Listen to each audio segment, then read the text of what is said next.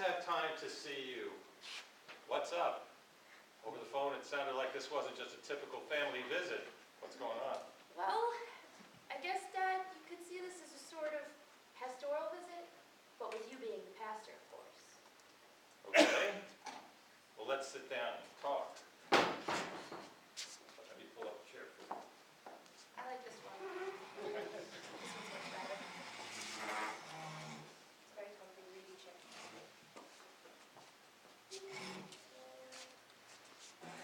So tell me, what's going on? Okay, here's the deal. For the past 5 years, I've been pastor at Holy Trinity, right? Right. And on the whole, I would consider them to be good years. You know, the people have been really good to me, and I feel like I've been fairly successful as their pastor. Okay. So what's the problem? Is there a problem? You know, I can't really expect you to know what I'm going through. You're such a good pastor, and you've been doing it for so long. I've always admired your accomplishments. Don't avoid yourself. Okay, go on, go on.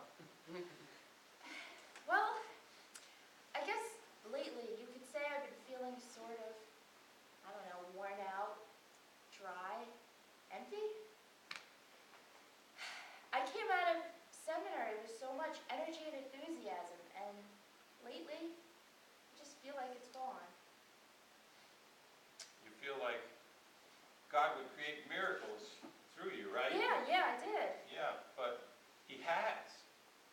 I do know what you're talking about, though. You do? How could you? You've always been so strong. Not always. What do you mean? Well, there was a time in the beginning of my ministry when I had a situation similar to what you're describing. Those were tough days. People came to church. They filled the pews. But they weren't very good because they were new at being churchgoers. They were not very good at pursuing things, and they just let me be in charge.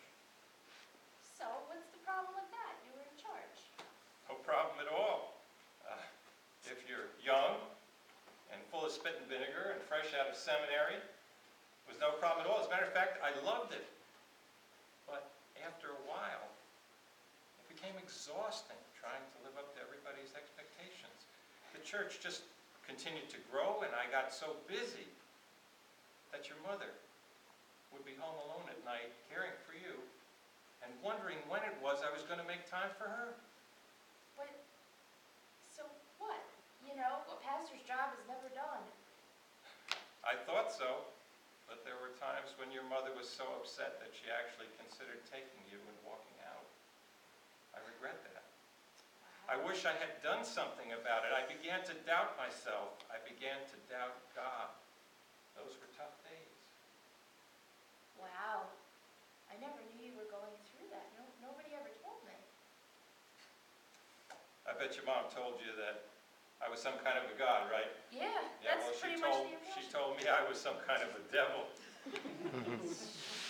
But Ouch. in the end, things changed, and I'm so glad that they did. But, Dad, what changed all that? It's hard to say. You know, God works in mysterious ways.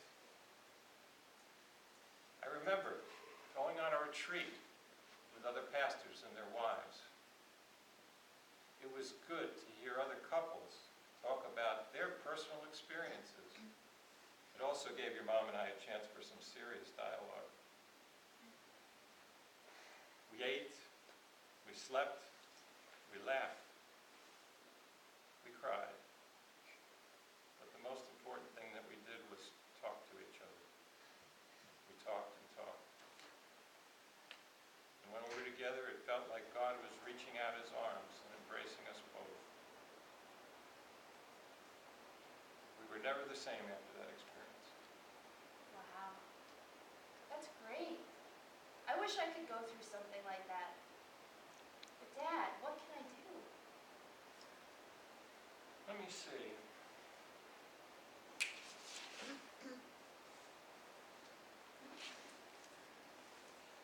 Take this.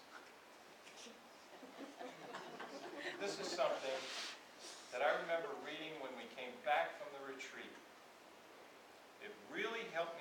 my spirit back on the path.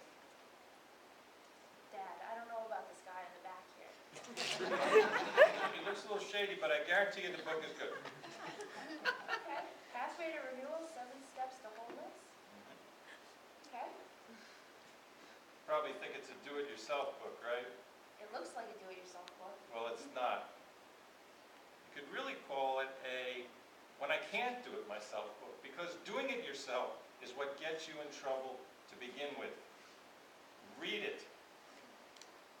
When I read it, every time I read it, it warms my spirit. I don't know, Dad. I don't know if I have time to read this. I guess I'll give it a try. Make the time. Okay. Your spiritual health is essential. You can't deliver living water from a dry hole. Read it. And when you're finished, you come back to me and let me know what happened. I'll tell you what. What? You read it, come back to me, and I'll give you a 100% money-back guarantee. You don't expect me to pay for that, do you? Of course not. How else can I make the guarantee? Thanks, Dad. Take care. You be careful.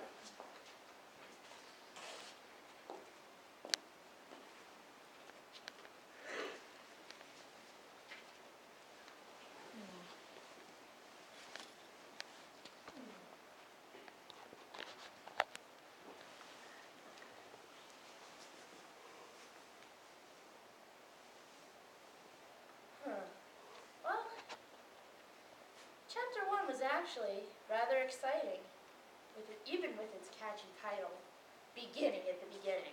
Jeez. Now let me see.